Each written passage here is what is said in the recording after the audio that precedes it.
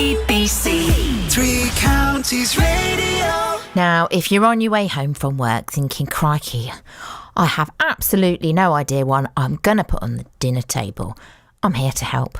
At this time every Wednesday, we do something called What's for Tea, and I absolutely love it because I get to talk about food.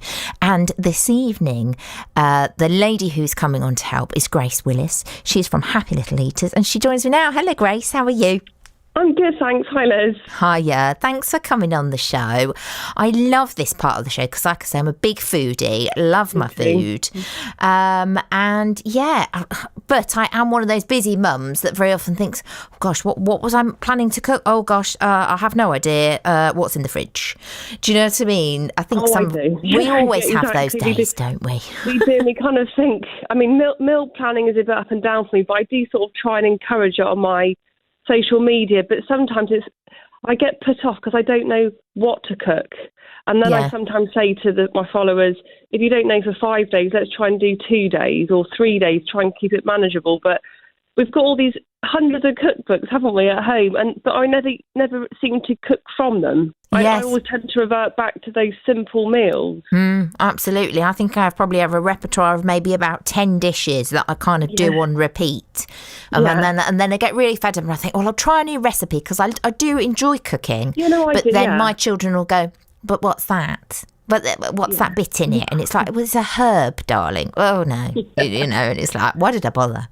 Exactly. Trying to find those recipes, isn't it, that you can add to try and cater for everyone without cooking lots of different meals every night. Yeah, 100%. Which is easy to get into. It's very easy to go down that route and you don't know how to get out of it sometimes, of how do you just cook one meal. And it is maybe about adding different elements to suit everyone with the main component.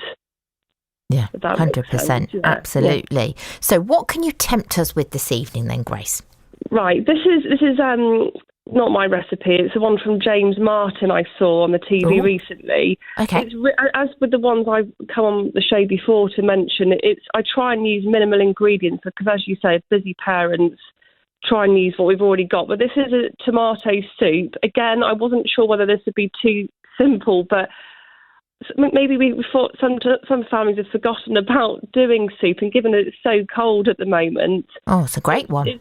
Yes, so it's a tomato soup, and if you Google James Martin roasted tomato soup, and this is with waffles as well. Oh, nice. Which kind of took my eye because I just didn't think to add waffles to a soup, and building on that familiarity with children, if they're not keen on the soup, there's other elements on the table as such. Yeah, absolutely. And this one is, you have, I'll read out the ingredients. It's 2 red peppers, okay, one shallot, 600 grams of tomatoes, garlic, so it says 4 cloves of garlic, 1 red chilli, and some olive oil, and vegetable stock. It's 500 mils of vegetable stock. But actually, I'm not a huge fan of onions and garlic. So today I just tested it out, and I literally just roasted the tomatoes in some olive oil and mixed it with the vegetable stock at the end.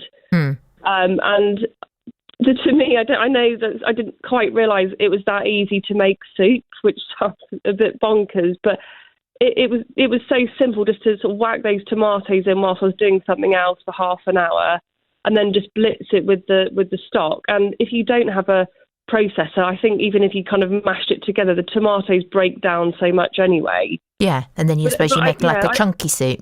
Yeah, exactly. And I know, kind of thinking about children and knowing what they're like and build that familiarity, I think children often are used to that tomatoey flavour through pizza topping and ketchup, and they kind of have a familiar taste with it. And if you're serving it, like it says you can make your own waffles, but if you buy them, say, you've got something else on the table. And I often, before my kids got into soup, because for some reason they were a little bit funny with it. I don't know if it sort of reminds them of their baby winning days, with it being kind of, something blitzed. Yeah, people can be funny about soup, can't they?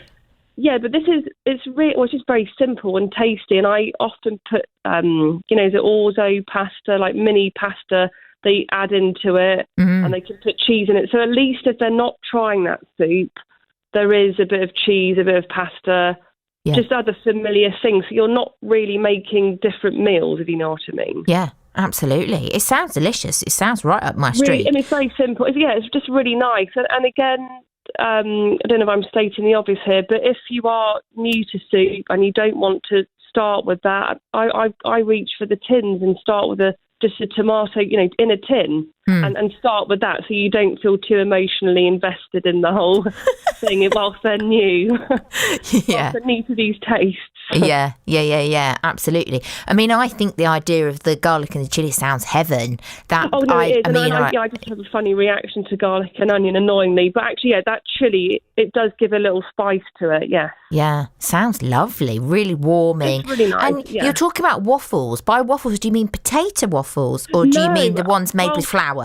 Yeah, the ones with flour. I thought that to begin with, but and I recently bought this sort of thing cheap off Amazon, like a waffle maker, and it was flour. I think it was flour. What would it be? Eggs, milk, and then maybe something like that. It was on the website. Yeah. But again, it was a bit sort of a strange thing. But the kids were so taken by the waffles and then dipping it into the soup, and I put some other stuff out there, like some breadsticks, because it's, I suppose, rather than them taking a spoon to the soup, because that's what I do, sort of help parents get their kids more familiar with food, suggest dunking a bit of something into it, like a breadstick into the soup, or the waffle. But it's just sort of a different take to things, and given how, to me, it's really got cold the last few days.